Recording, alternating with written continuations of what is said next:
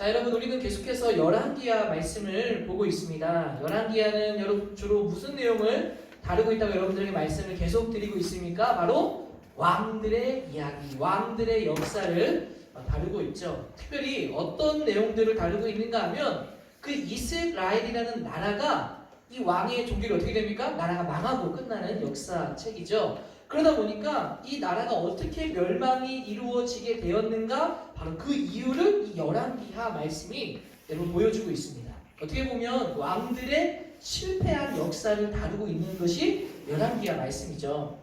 여러분, 이 좋은 역사도 아닌 것을 왜 이 실패한 역사를 이스라엘 사람들에게 알려주고 가르쳐주고 있는 것일까요? 왜 이것을 기록한 것일까? 여러분, 이것을 이해하려고 하면 이 말씀을 받아보는 1차 독자가 누군지를 알아야 돼요. 1차 독자가 누구입니까? 바로 나라가 멸망하고 바벨론의 포로로 잡혀가게 된 이스라엘 백성들이 이 말씀을 제일 먼저 보게 되는 겁니다. 그들을 위해서 이 말씀이 사실은 기록되어져 있죠. 자, 포로로 망하고 어려워진 생활을 하고 있는 그들에게 이 말씀을 통해서 그들에게 깨우치고자 하는 것은 무엇인가? 바로 너희들이 멸망한 이유가 바로 이 왕들의 실패 때문이고 너희들이 이것을 따랐기 때문이다. 그리고 동시에 이 말씀을 기록함을 통해서 실패한 역사가 반복되지 않기를 바라는 마음으로 이 열왕기하 말씀이 여러분 기록되어져 있습니다. 자, 이렇게 앞서서 얘기한 것처럼 이 저자가 그런 의도를 가지고 이 말씀을 기록한 것이죠. 특별히 오늘 우리가 읽은 20장부터 나오는 이 말씀은 우리가 이 글을 쓴 이 저자가 누구인지는 정확하게 알려져 있진 않습니다. 저자, 작자, 미상으로 되어져 있긴 한데 아마 예레미야가 썼을 것이다 라고 하는 추측이 있긴 하지만, 자, 어쨌든 이 글을 쓴 저자의 의도가 무엇인지를 좀 생각하면서 오늘 20장 말씀을 여러분 볼 필요가 있습니다. 왜 그런가 하면 1절 말씀에 보니까 뭐라고 기록되어 있냐면 그때에 히스기야가 병들어 죽게 되네. 그러니까 히스기야가 병이 걸렸죠. 근데 죽게 될 때가 되었다고 합니다. 그때가 언제일까? 여러분, 이때는 언제를 말하는 것일까요? 언제를 말하는가 한번 살펴보기 앞서서 이 20장 바로 앞에 있는 19장에 나오는 말씀이 어떤 내용이냐면 아수르가 군대를 이끌고 이스라엘 백성들에게 쳐들어왔고, 지난주 여러분 말씀을 들은 분들은 알겠지만 랍사게가 여호와를 비난하고 비방하고 막 너희들 히스기야 믿으면 다 망할 거야 막 이런 장면이 나오는 게 19장 있는 말씀인데, 결국 그 일이 일어난 이후에 하나님께서 그들을 지켜주셔서 어떻게 합니까? 아수르 18만 명이 다 죽게 되죠. 그리고 사네립이라는 아수르의 왕이 죽게 됩니다. 그리고 오늘 20장 말씀이 나왔는데, 야, 모든 문제가 다 해결되었는데 하필 히스기야가 병이 걸렸다. 여러분, 이렇게 이해하기 쉬울 수 있습니다. 그런데 사실은 이게 순서가 좀 바뀌어져 있어요. 자, 어떻게 바뀌어져 있는가? 6절 말씀을 한번 보겠습니다. 이 6절 말씀에 보니까 내가 내 날을 15년을 더할 것이며 내가 너와 이 성을 아수르 왕의 손에서 구원하고 내가 나를 위하고 또 내 종 다윗을 위함으로 이 성을 보호하리라 라고 말씀합니다. 여러분, 히스기야가 죽을 병에 걸렸지만 앞으로 15년을 더 살게 될 것이다 라는 이사야 선지자를 통해서 하나님의 말씀을 듣게 됩니다. 죽을 뻔했는데 어떻게 됩니까? 살게 됐다는 거예요. 여러분, 15년 이후까지 산다라고 가정했을 때 이 히스기야가 생존한 연도가 어떻게 되냐면 BC 686년입니다. 그럼 BC 686년에 15년을 빼면 어떻게 됩니까? 702년에서 701년 정도가 나오는데, 역사학자들이 볼 때에 이 당시에는 이미 아수르가 아직 공격하기 전이다 라고 말해요. 그리고 아까 말씀의 6절 뒤에도 보니까 내가 너와 이 성을 아수르 왕의 손에서 구원하겠다 라고 말씀했죠. 즉 아직 아수르 왕의 공격이 임박하고 있던 때를 말하고 있는 겁니다. 자, 그러면 오늘 읽었던 이 20장 말씀, 히스기야가 죽을 뻔했던 이 내용의 말씀은 순서상 어디에 들어가야 되는가 하면 히스기야 이야기가 18장부터 시작되거든요. 히스기야 이야기가 18장에서 시작돼서 후반절 들어가고 19장에 그들이 공격해 오기 전에 이 20장 말씀이 그 사이에 들어가야 된다. 히스기야가 죽을 뻔했어요. 그 사이에 그 죽을 뻔한 것을 고침받는 내용들이 나오고 이후에 아수르의 공격이 나타나게 된다라는 겁니다. 여러분, 왜 이 순서를 바꿔놓으면서까지 역사적인 순서가 아니라 또 사건 중심의 순서로 이것을 저자가 의도적으로 편집해 놓은 것인데, 여러분 이것을 그렇게 해놓은 이유가 여러분 무엇일까요? 바로 이렇게 된 이유를 이제 살펴보려고 하는데 그것을 살펴보기 전에 오늘 말씀이 과연 어떤 내용인가? 바로 어떤 의미를 전달하기 위해서 순서를 바꿔가면서 이렇게 사건 중심의 기록으로 만들어 놓았는가? 한번 그 의미를 살펴보려고 합니다. 먼저는 이제 오늘 말씀이 이제 어떤 내용인지 구체적으로 한번 봐야 되는데 여러분 오늘 말씀은 어떤 내용을 여러분 다루고 있습니까? 바로 히스기야가 심각한 질병에 걸린 이야기를 여러분 기록하고 있습니다. 여러분 생사를 거의 다 할 만큼 굉장히 히스기야가 위독한 상태였어요. 굉장히 아픈 상태였는데 때마침 그때 그 히스기야가 아플 때 누가 그곳에 방문하는가 하면 이사야 선지자가 방문하게 됩니다. 그리고 히스기야가 이사야를 보자마자 제일 궁금한 게 뭐겠습니까? 내가 아플 막 죽을 병에 걸린 걸 내가 내 몸을 스스로 느끼고 있어요. 이사야를 보자마자 제일 먼저 궁금한 게 뭐겠어요? 내가 나을 것인지 아니면 내가 죽게 될 것인지 하나님의 뜻이 무엇인지 한번 이사야 선지자야 물어봐 달라고 여러분 그것을 부탁하지 않겠습니까? 실제로 이사야에게 내가 어떻게 될 것인지 살 수 있는지 죽을 것인지를 물어봅니다. 그래서 이사야 선지자가 오늘 1절 말씀에 답을 해주기를 뭐라고 말씀하는가 하면 1절 중반절에 그에게 이르되 여호와의 말씀이 너는 집을 정리하라. 네가 죽고 살지 못하리라 하셨나이다. 여러분 지금 뭐라고 얘기하는 겁니까? 이 이사야 선지자가 애둘러서 말하지 않아요. 너 끝났어. 너 죽을 거야. 그 얘기하고 있는 거예요. 여러분 히스기야가 그 말 들었을 때 마음이 어땠을까요? 충격받지 않았을까요? 여러분 혹시 드라마 중에 슬기로운 의사생활 봤어요? 못 봤어요? 뭐라 지금 예. 입을 막아놓으니까 소리가 잘 안 들리는 건가? 슬기로운 의사생활 드라마 굉장히 잘 만들었더라고요. 저 잠깐 봤는데 여러분 거기에 예를 들면 환자들이 막 그 병원에 의사를 찾아옵니다. 찾아오면은 그 의사 선생님이 환자들에게 막 설명을 하죠. 수술을 해야 되는데 어떤 수술인가 대장과 내장과 소장이 있는데 이것을 잘라서 절단해서 이것을 붙이는 수술을 하고 어떻게 하겠습니다. 라고 이야기를 들으면 환자가 그 얘기 듣고 그건 수술이군요 라고 할까요? 늘 묻는 건 그거예요. 수술 이야기를 아무리 들어도 그 얘기를 다 제껴놓고 네 그래서 선생님 제가 그 수술을 하면 살 수 있는 겁니까? 죽는 겁니까? 안 되는 겁니까? 되는 겁니까? 이게 궁금한 거죠. 근데 거기다 대고 이렇게 얘기하는 거예요. 은지야 미안해. 아니야 채겸아 채겸이 이렇게 딱 물어봤는데 아니야 채겸이도 아니야. 어쨌든 그 얘기를 물어봤는데 죄송합니다. 아무리 수술해도 당신은 살 수 없습니다. 라고 얘기했다면 마음이 어떨까 은지야? 채겸아 마음이 어떨까? 안 좋지 않을까? 나는 충격받을 것 같은데.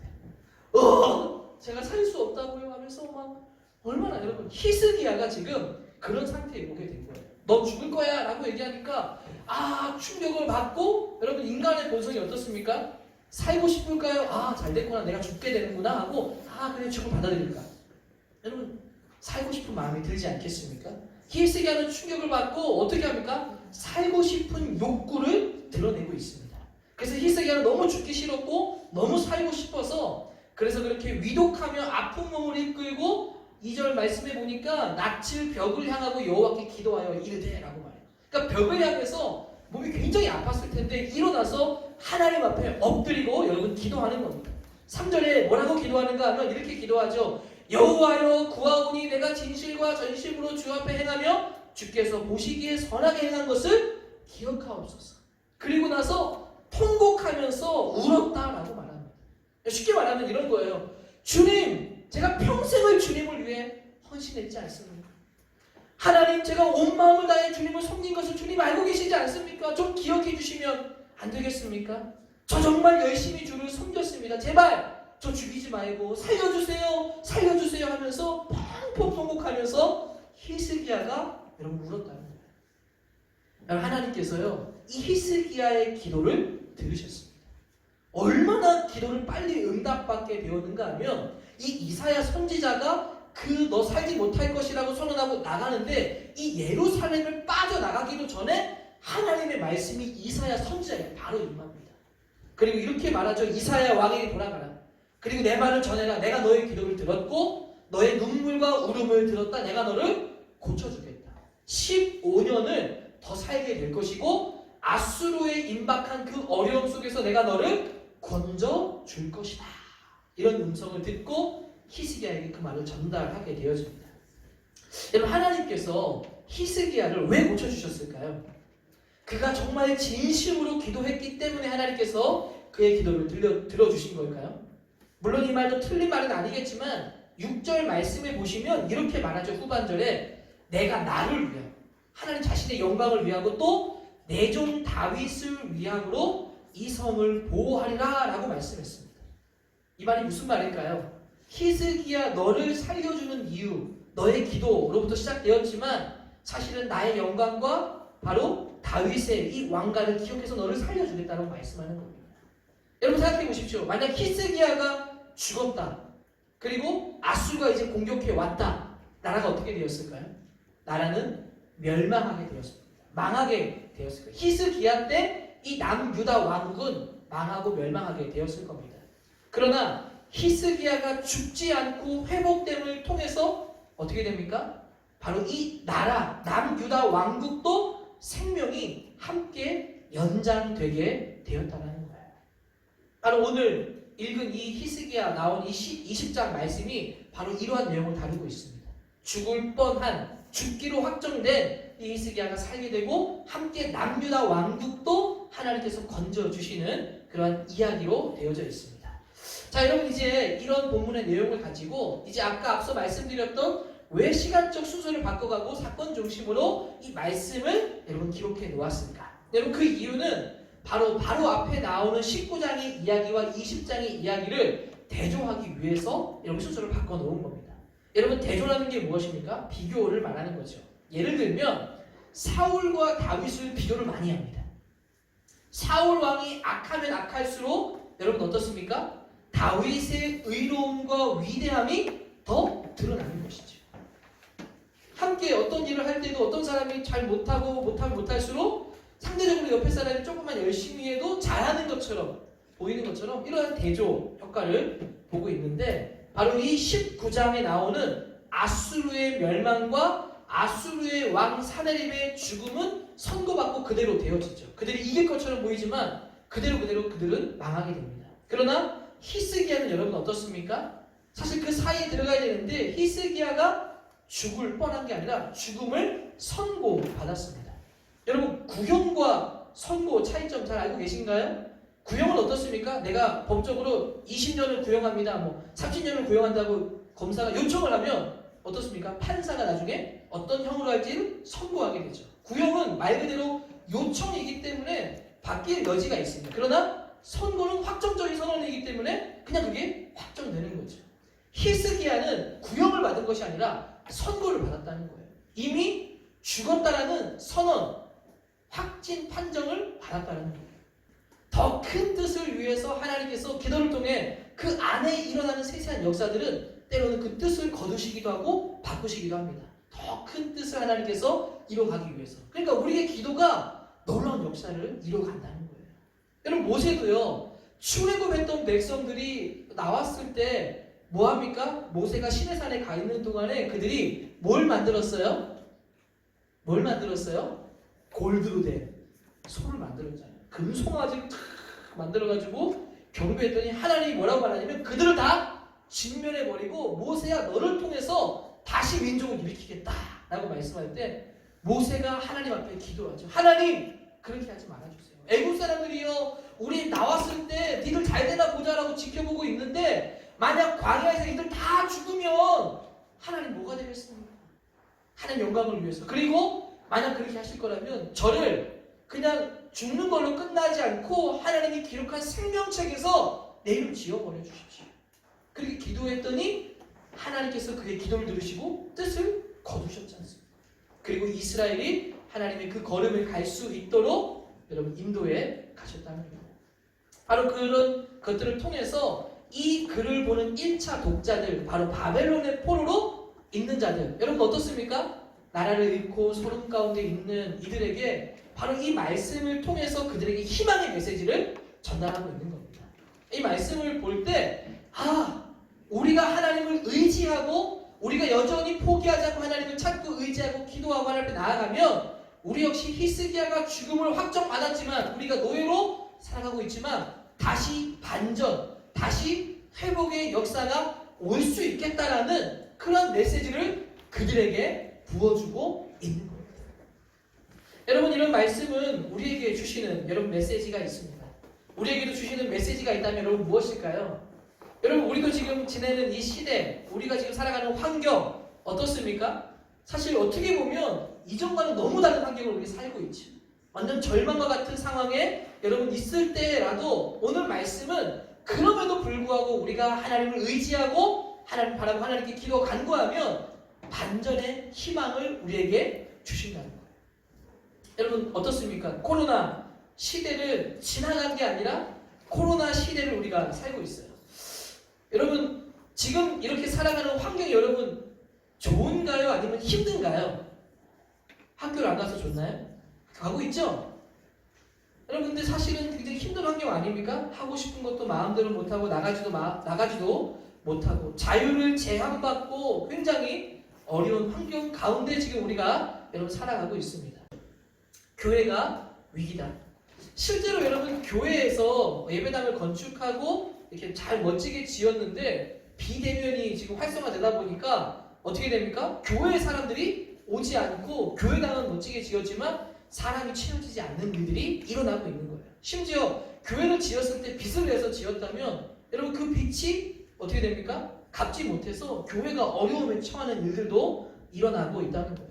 여러분 그러나 이러한 이야기들이 들려오고 교회의 위기를 우리가 많이 말하고 있지만 여러분 잊지 말아야 할 것이 있습니다. 바로 무엇인가 하면 성경에서 가장 중요하게 이야기하고 있는 이 땅의 소망을 어떻게 이루어 가는가를 말하고 있는가 하면 성경은 이 땅의 소망이 교회에 있다라고 말하고 있다는 겁니다. 아멘? 여러분 이 땅의 소망이 교회에 있다는 거예요. 여러분 우리가 읽는 성경은 엄밀하게 말하면 이스라엘 역사를 우리가 배우고 있습니다. 그 역사가 여러분 이스라엘 역사를 배우는 게 우리에게 무슨 의미가 있는 겁니까? 사실 창세기 1장부터 11장까지 보면 어떤 내용들이 주로 나오고 있는가 하면 세상이 타락한 이야기, 인간의 죄 지은 이야기, 그리고 그것 때문에 바벨탑을 짓고 뿔뿔이 흩어진 이야기, 거의 세상이 어떻게 망해가고 멸망해가고 있는가를 보여주고 있는 게 창세기 1장부터 11장까지의 내용입니다. 그러면 이 문제가 이렇게 있는데 이 문제를 어떻게 해결할 것인가? 그 이야기의 시작이 어디에 시작됩니까? 바로 창세기 12장부터 그 이야기가 시작된다는 거예요. 어쩌면 그 1장부터 11장까지의 그 문제 제기에 대한 답을 창세기 12장부터 성경 맨 끝인 요한계시록까지 그 답을 담고 있는 겁니다. 그 답이 무엇인가를 우리에게 보여주고 있는데 창세기 12장 여러분 시작하는 이 말씀에 보면 바로 누가 등장하게 됩니까? 아브라함을 부르시죠. 아브라함이 등장하고 아브라함을 여러분 부르기 시작합니다. 그것이 이제 어떻게 하나님께서 이 세상의 그 1장부터 12장에 망가진 것을 회복하게 할 것인가? 아브라함을 부르셨는데 바로 이 아브라함을 개인적으로 부르지만 어떻게 말씀합니까? 아브라함을 통해서 한 민족을 이루게 될 것이다. 그리고 그 민족을 통해서 하나님께서 이 세상에 망가진 이 창조 세계를 회복하게 할 것이다 라고 말씀한다는 거예요. 바로 여러분 그 민족이 누구입니까? 이스라엘 민족이죠. 그리고 그 이스라엘 민족 그 공동체를 통해서 하나님이 이 구원 역사를 이루어가는데 지금 그 이스라엘 민족에 이어지는 공동체가 바로 어디입니까? 교회라는 거예요. 하나님은요 이 창세기 12장부터 시작해서 공동체를 통해서 이 세상의 역사를 이끌어가시고 하나님의 나라를 이루어간다는 겁니다. 지금도 마찬가지로 하나님은 교회를 통해서 일하시고 교회를 통해서 이 세상을 회복해 가신다는 거예요. 그래서 여러분 정말 교회가 위기라고 하지만 교회를 없앨 수는 없다는 거예요. 하나님께서 회복하기 위한 방편이 바로 이 공동체, 교회라는 공동체입니다. 지금의 이 교회는 여러분 하나님께서 이 교회를 통해서 이 역사를 이루어가고 있고 코로나라는 어려움 통해서도 여러분 어떻게 이 회복을 이루어가는가? 교회를 통해서 이 일들을 여러분 이루어간다는 겁니다. 그래서 정말 우리가 기도해야 될 것이 있다면 바로 이 교회의 회복을 놓고 여러분 기도해야 된다는 거예요. 히스기야가 기도한 것처럼 우리가 기도함을 통해서 우리가 이 교회가 살아나게 된다는 것이죠. 여러분 교회의 역사를 쭉 살펴서 보면 교회는 항상 위기의 역사였습니다. 늘 위협과 어려움이 도사리고 있었다라는 것이죠. 근데 이 교회는 여러분 언제나 위기가 찾아올 때 우리가 생각할 때 세상에서부터 온다라고 생각합니다. 세상이 변하고 세상이 핍박이 있고 여러 가지 코로나라는 어려움 때문에 세상으로부터 위기가 온다라고 생각하지만 사실 교회의 위기는 밖에서 오는 것이 아닙니다.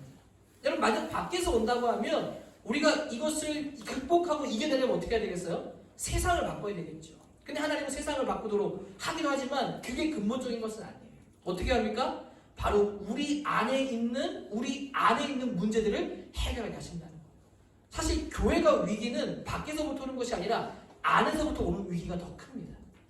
특히 예를 들면 여러분 소돔과 고모라 이야기 아시죠? 소돔과 고모라가 그 땅에 악이 관영했어요. 그때 그 땅을 하나님이 심판하기로 하셨습니다. 그리고 그 땅을 심판할 때 그 심판받은 것이 어떻게 심판받게 됐습니까? 그 악 때문에 그들이 심판받지만 사실은 하나님께서 심판한 결정적인 이유는 무엇인가 하면 의인 10명이 없었기 때문에 심판을 받았다는 거예요. 마찬가지로 세상에 악이 관영했다고 해서 그것으로 인하여 교회의 위기가 오는 것이 아니라 우리 안에 의인 10명이 없기 때문에 교회에 위기가 온다는 거예요. 그래서 역설적으로 이러한 교회의 위기가 밖으로 오는 것이 아니라 우리 안에 우리가 가진 생명력이 없는 위기라고 한다면 우리가 더욱더 복음으로 무장되어지고 하나님 말씀으로 무장되어지고 우리 안에 그리스도의 생명력이 있게 되면 이 땅에 소망과 희망이 있게 된다는 거죠. 교회가 살아나게 돼요. 그러니까 결국 우리 개인의 교회 한 사람 한 사람의 문제라는 겁니다. 그래서 우리가 회복되어야 돼요. 우리의 회복을 놓고 우리가 기도할 때 우리가 회복되어지고 교회가 회복되고 교회가 회복됨을 통해 하나님의 나라의 역사를 이루어가게 된다라는 겁니다.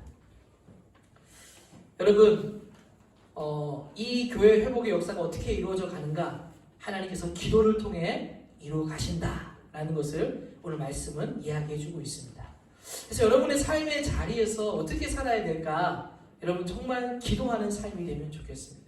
정말 여러분 간절히 기도해야 되지 않을까요? 이 어려움들을 해결하도록 하나님께서 도와달라고 여러분 기도해야 될 것이고 무엇보다도 우리 자신 하나하나가 회복돼야 교회가 회복되고 이 세상에 희망이 있는 것처럼 하나님 10명, 의인 10명이 없어서 무너지면 안 되도록 우리가 먼저 세워질 수 있도록 하나님 우리를 회복시켜 주옵소서. 기도를 통해서 이 일들이 시작되어지고 소망과 회복을 노래하는 우리가 교회가 되기를 간절히 소망합니다. 아멘. 예, 우리 같이 한번 기도하면 좋겠습니다. 특별히 이 위기와 어려움 속에 여러분 희망이 교회에 있다라는 겁니다. 히스기야와 같이 여러분 간절히 기도함을 통해서 그 히스기야만 여러분 고침을 받은 것만이 아니라 어떻게 되었습니까? 그 나라, 그 유다라는 나라가 멸망하지 않고 세워졌던 것처럼 우리의 간절한 기도를 통해 우리가 회복되어지고 그렇게 될 때 교회가 회복되어지고 이 땅에 소망이 있게 되는 겁니다. 여러분 여러 가지 온라인 예배를 통해 편리함 때문에 하나님과 너무 멀어지는 일들이 많아지고 있어요. 여러분 이럴 때일수록 우리가 더욱더 회복해야 됩니다. 더욱더 영적으로, 영성으로, 경건으로 하나님을 향한 우리의 정말 개인의 영성들이 한 사람 한 사람 회복되어야 돼요. 힘없는 그리스도인으로 있는 것이 아니라 정말 힘있는 그리스도인으로 여러분 세워져야 하는 줄로 믿습니다. 우리가 살아날 때, 내가 살아나게 될 때 이 땅에 소망이 있는 줄로 믿습니다. 하나님, 이 어려움과 위기 속에 우리가 교회입니다. 우리가 기도를 통해 우리가 더욱더 회복되게 하여 주옵소서. 이 땅에 소망의 빛이 더욱더 일어나게 하여 주시옵소서. 우리가 영적으로 더욱더 살아나게 하여 주시옵소서. 우리 그렇게 한번 말씀을 기억하면서 함께 하나님 앞에 기도하면 좋겠습니다. 기도하겠습니다. 하나님 아버지, 우리가 하나님께 기도합니다. 하나님 히스기야가 기도했을 때 하나님 그의 기도를 들으시고 그 다윗의 왕가와 그 나라를 위해서 히스기야를 회복시켜 주셨습니다. 하나님 정말 코로나 시대를 살고 어려움의 시대를 살고 있습니다. 교회에 꼭 가야 하는 것인지 교회의 위기가 나타나고 있고 모이지 않는 일들이 나타나고 있습니다. 하나님 교회가 어려워지고 교회가 위기라고 말합니다. 하나님 이런 때일수록 교회가 더욱더 소망이라고 성경은 말씀하고 있는데 하나님 우리가 기도하게 해주셔서 우리의 교회가 우리가 회복됨을 통해서 이 땅에 소망이 나타날 수 있도록 도와주시옵소서. 우리의 죽어있는 영혼을 회복시켜 주시고 영적으로 살아가는 소망이 나타날 수 있도록 인도하여 주옵소서. 하나님 우리의 냉랭한 마음을 저소복종시켜 해주시며 그리스도를 향한 소망이 우리 가운데 일어날 수 있도록 하나님 아버지 함께하여 주시옵소서. 그래서 주님을 더욱더 바라보게 하여 주시고 우리 한 사람 한 사람 회복함을 통해서 더욱더 그리스도 앞에 나아갈 수 있는 하나님 그러한 우리의 모습들이 하나님 일어날 수 있도록 하나님 아버지 도와주시옵소서. 주님 인도하여 주옵소서. 하나님 감사합니다. 오늘 말씀을 통해서 여러 위기와 어려움이 있지만 성경은 분명하게 말씀하는 것이 이 땅의 희망은 교회를 통해서 또 교회 공동체를 통해서 이루어 가심을 믿습니다. 마치 창세기에 아브라함을 불러서 그 회복의 역사를 시작한 것과 같이 지금의 여러 가지 많은 위기 속에서도 하나님은 교회를 통해서 일한다는 사실을 기억하게 해주셔서 히스기야와 같이 간절한 기도함을 통해서 우리가 회복되고 교회가 더욱더 영적으로 회복되게 하여 주셔서 세상의 희망을 볼 수 있도록 인도하여 주시옵소서. 특별히 우리가 살아나게 되기를 소망합니다. 우리의 관계가 하나님과 바로 서 있는지를 보게 하여 주시고 내 마음이 굳어져 있지는 않는지 내 마음이 냉랭해져 있지는 않는지 그냥 내 이 땅에 살아가는 일들을 위해서만 급급하게 살아가고 있지는 않는지를 돌아보게 하시고 더욱더 내 영혼을 돌보게 하여 주시며 영적으로 살아가는 소망이 우리 가운데 있을 수 있도록 주님 붙잡아 주시옵소서. 우리 영혼을 깨어나게 하여 주시옵소서. 기도로 살아나게 하여 주시옵소서. 이렇게 인도하실 것을 믿고 감사드리며 살아계신 예수님의 이름으로 간절히 기도드리옵나이다. 아멘.